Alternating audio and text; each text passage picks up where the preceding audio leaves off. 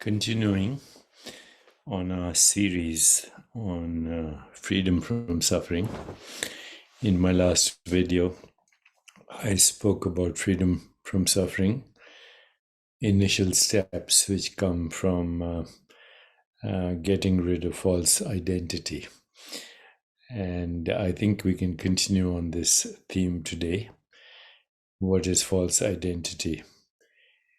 It is mistaking appearance for reality. It is mistaking perception for seeing. It is making the mistake that that which is transient, ephemeral, momentary, ungraspable, dreamlike, fluctuation, perceivable, knowable as form, as phenomena, is real. That's the basic mistake of the intellect. And it creates all kinds of issues. The first issue it creates is that perception gives us the impression of me and other. There's me, there's everything else. When this is an expression of whatever everything else is, this is a moving expression. So perception tells me I have a body, but I can't actually grasp it. It's a moving non-thing. That which I call my body is a movement. It's a movement of existence as appearing as this in what we call now. But it's been moving forever. And it moves in relationship to everything else that is also moving. Inanimate objects are also moving at a very fundamental level. Particles are popping in and out at lightning speeds out of empty space here. This is a result of the electromagnetic forces and ultimately gravity and everything else that is moving in the universe. So this is the same non-thing moving, whatever it is. The same universe moving, but buffeted by forces and elements, and apparently not moving through its own choice. On the other hand, this moves as a result of choice or thought or whatever, awareness, attention, intention, but this moves too. All is movement. And what is moving? What is moving is nothing that is conceivable or perceivable. It appears as the conceivable and the perceivable. But who you really are, really, the fundamental mistake of the intellect is that you're not a body, and that is an appearance, a changing appearance, along with every other changing experience or appearance that we call the universe, rocks and plants and rainbows and sun and moon and sky and stars and galaxies and bacteria and animals and trees. All is in the matrix of the one movement, and that one that is moving is neither conceivable nor perceivable, and it is the real you appearing as this, and all of this simultaneously correlated in every moment as the freedom to move, the freedom to create, the freedom to love, the freedom to be, the freedom to evolve, the freedom to imagine, the freedom to have insight, and the freedom to have intuition, and the freedom to know reality. So freedom from suffering is knowing reality, and freedom from illusion.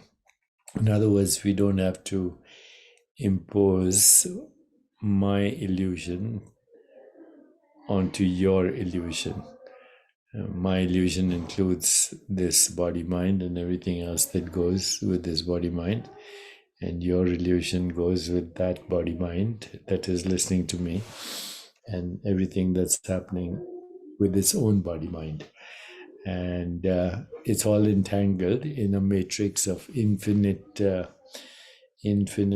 knowers, infinite modes of knowing, infinite objects known, infinite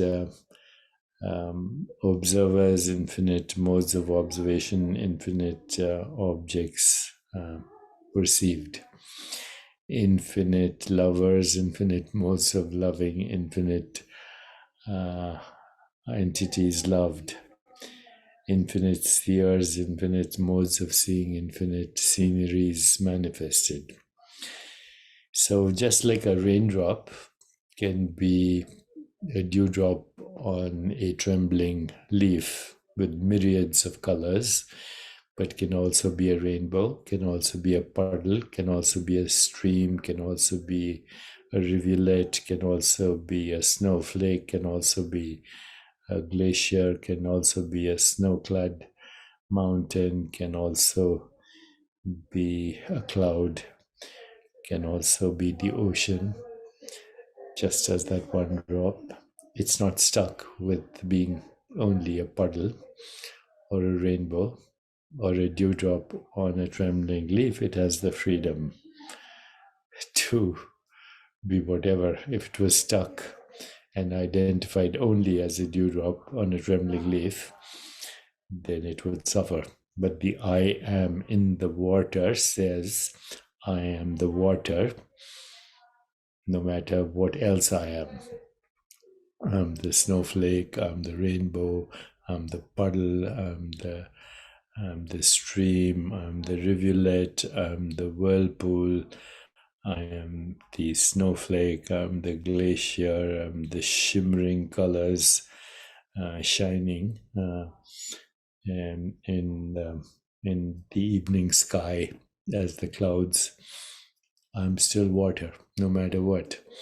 So too, you and I are the inconceivable and imperceivable, constantly, ceaselessly expressing itself as the movement that we call form, phenomena, and appearances of things. To know this is to rest in peace. To know this is to rest in joy. To know this is to rest in being. To know this is to know that you are nothing conceivable and perceivable, and yet without you, there is nothing perceivable or conceivable. And the bridge between these two is language. As soon as we started creating words to express meaning to space-time events in consciousness and named them, then we created the so-called objective universe. Then we identified it with it, and then we couldn't cling to it because it was constantly transforming, including that which was part of the transformation, which is the body-mind as a system. So freedom, actually, ultimate freedom from suffering, is the freedom from the misconception that you are a person. You are a person as the perceivable and the conceivable. But in reality, you're not perceivable or conceivable. But by naming space-time events in consciousness, and these space-time events are activities of your own self, you create the idea of an objective world, objective body, and all these other objective bodies. And then as soon as that idea says, that's what I am, and that's the only thing I am, that leads to all kinds of suffering. So there's no joy in being stuck in one form or phenomenon, whatever that is, that form or phenomenon. Every form is a phenomenon. Every phenomenon is the fluctuation of the noumenon, the inexplicable, inconceivable, imperceivable, appearing as all this and constantly transforming. And if you resist this, then you will experience what is called suffering. So I'm going to actually close today with another poem from Rabindranath Tagore, and it's about this freedom, okay? I am like a remnant of a cloud of autumn, uselessly roaming in the sky. Oh, my sun, ever glorious, your touch has not yet melted my vapor, making me one with your light. And so I count months and years separated from you. If this be thy wish, and if this be thy play, your play, then take this fleeting emptiness of mine, which is who I am, paint it with colors, the perceivable, gild it with gold, float it on the wanton wind, and spread it in various and varied wonders. And again, when it shall be your wish to end this play at night, I shall melt and vanish away in the dark, or it may be in a smile of the white morning, in a coolness of purity, transparent. So, effortless spontaneity.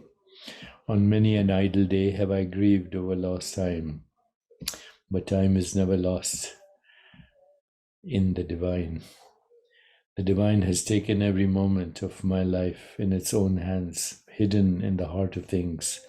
The divine is nourishing seeds into sprouts, buds into blossoms, and ripening flowers into fruitfulness. I was tired and sleeping on my idle bed, and imagined all work had ceased. In the morning I woke up and found my garden full of wonders of flowers. Okay, so it is the pang of separation that spreads throughout the world and gives birth to shapes innumerable in the infinite sky. Do you just want to be a raindrop forever, or do you want to be the panorama of colors and sounds and tastes and textures and smells and thoughts and ideas and sensations and pleasures and triumphs and joy and suffering and pleasure and pain and birth and death? That's freedom. Freedom is letting go of what never existed in the first place. Reflect on this, and we'll keep moving in the direction of freedom, which is a movement without distance, a journey without distance, a journey from here to here. The journey on the path that is not a path to freedom. More later.